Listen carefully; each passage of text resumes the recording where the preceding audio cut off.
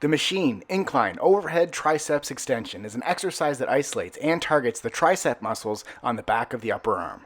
The Incline allows you to increase the range of motion, thus allowing you to get a greater stretch at the bottom of the move. I'm using the Overhead Triceps machine from Star Trac. To get started, adjust the seat so your elbows are in alignment with the elbow pivot point on the machine.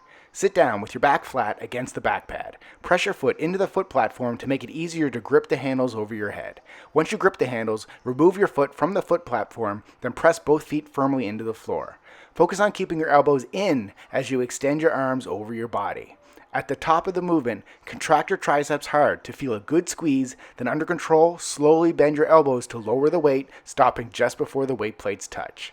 Without allowing the weight plates to rest, immediately complete another rep. Repeat for reps.